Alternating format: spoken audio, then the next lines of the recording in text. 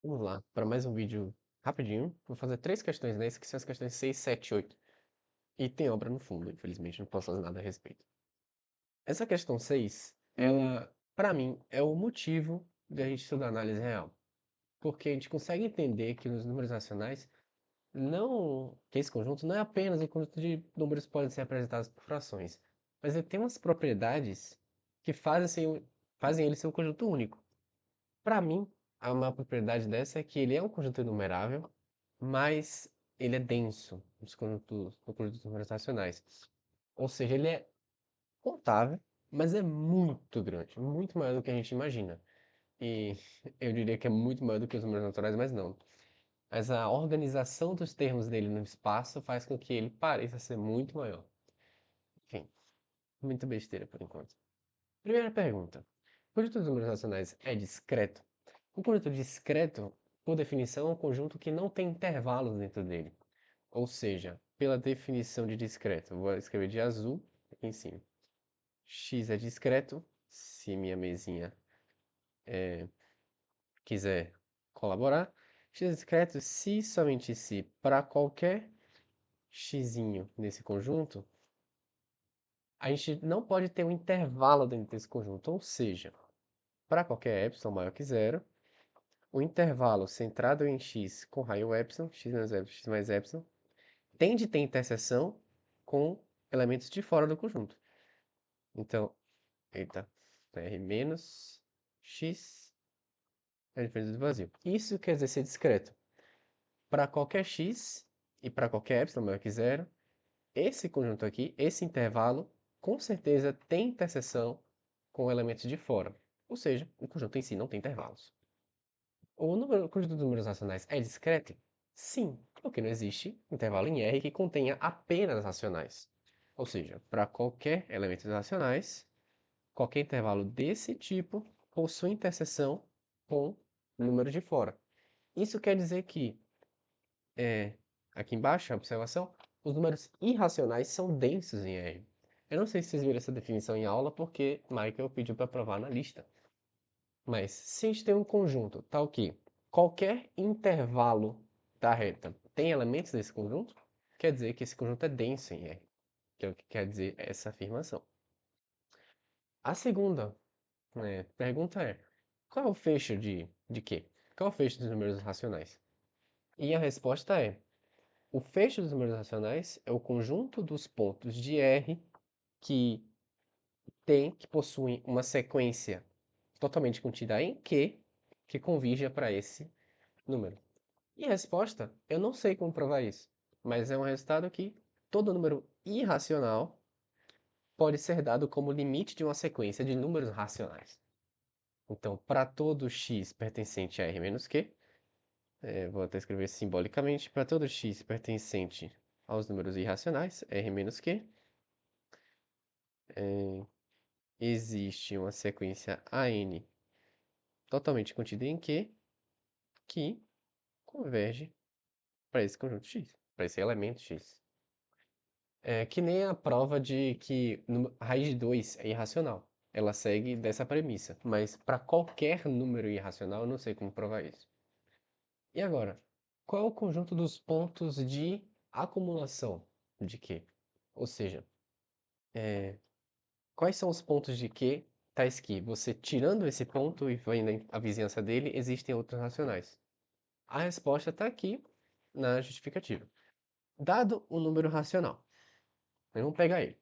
Para qualquer n natural, vamos conferir que a gente pode conferir que esse número aqui, a n igual a mais 0,9 sobre n, pertence a números racionais, porque é a soma de um número racional mais outro número racional. E além do mais, esse AN, já que eu coloquei 0,9 aqui, de sacanagem, esse AN pertence a esse intervalo. Pertence ao intervalo A menos 1 sobre N, A mais 1 sobre N. Então a gente pode construir para qualquer epsilon, seja N0 pertencente aos naturais, tal que 1 sobre N0 seja menor que epsilon. Existe esse N0? Existe, por causa da propriedade arquimediana. Então, dessa forma, a gente pega o termo AN0 definida dessa maneira aqui em cima, pertencente a esse intervalo, a menos epsilon mais epsilon. Logo, todo racional é ponto de acumulação de quê? Porque a gente pode formar para qualquer intervalo centrado nesse racional, não importa o quanto a gente diminua esse intervalo, vai ter um racional pertencente a esse intervalo aí que a gente está falando. Essa é uma das partes da prova de que o conjunto de números racionais é denso.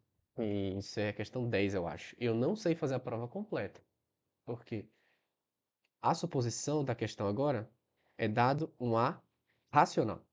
A gente tem de mostrar que pegando um número irracional também acontece isso. E eu não sei fazer isso. Vamos fazer rapidão as questões 7 e 8, porque elas são bem simples. Questão 7 é: se o conjunto x é finito, o conjunto dos pontos de acumulação de x é vazio. Vamos fazer por contradição. Por quê? O x finito, ele só tem infinitos elementos, claro. Mas um ponto ser ponto de acumulação de um conjunto quer dizer para qualquer intervalo centrado nesse ponto existem outros pontos do conjunto lá dentro. Só que se a gente pode diminuir o raio desse intervalo quanto a gente quiser, a gente consegue formar uma sequência de termos que pertencem a esse conjunto. Vamos lá. Por contradição, se x é finito e o conjunto dos pontos de acumulação de x é diferente do vazio, temos que, para qualquer a em x, na real, para qualquer não, temos que existe um a em x tal que, só precisa de um. Existe um a em x tal que, pela definição de ponto de acumulação. Para qualquer epsilon maior que zero, esse intervalo aqui, x menos epsilon, x mais epsilon, no caso eu coloquei a, né? Vou consertar. X mais epsilon, interseção com x é diferente do vazio. Existem elementos nessa interseção em qualquer contexto. Trocar esses x por a. E agora a gente tem. Com isso, podemos formar uma sequência de termos de x se a gente for diminuindo o raio desse intervalo. No caso, vamos pegar o elemento a, que está aqui, e primeiro a gente pega um epsilon desse tamanho. A gente sabe que vai ter um elemento aqui dentro.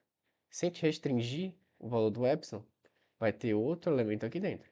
Se a gente restringir o epsilon de novo, vai ter outro elemento aqui dentro. A gente pode diminuir o epsilon quanto a gente quiser. Isso forma uma sequência, e claro, uma sequência tem de ser infinita de termos de x, o que é uma contradição. Logo, de fato, o conjunto, os pontos de acumulação desse conjunto x finito tem de ser vazio.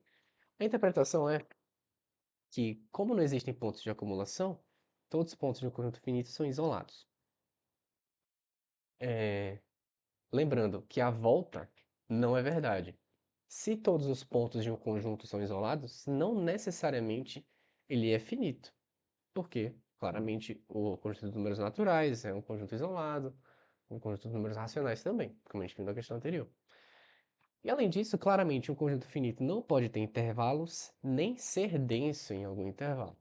O que é que seja ser denso, não sei se vocês viram, acho que viram. Questão 8. É só para a gente definir quem é o fecho desse conjunto aí. Menos infinito até zero, unido a um intervalo aberto em 1 e fechado em 2. Vamos chamar esse conjunto de A. O único ponto aderente a que não pertence a é o número 1, porque está aberto em 1.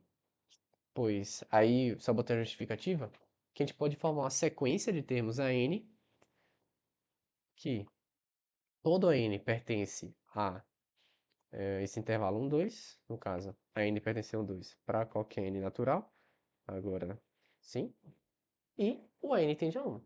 A gente tem uma sequência contida em uma parte desse conjunto que converge para 1, logo 1 está, logo 1 é um ponto aderente. Ele faz parte do fecho. Então, a gente tem que o conjunto A é isso. O fecho do conjunto A, a gente apenas tem de adicionar o número 1. A parte infinita, de menos infinito a zero, isso aí a gente pode considerar um conjunto fechado. E é mesmo, é um conjunto fechado. E a fronteira desse conjunto que quis colocar são os pontos nos quais esse conjunto é fechado, que no caso é o 0, o 1 e o 2. E aí já foi a questão.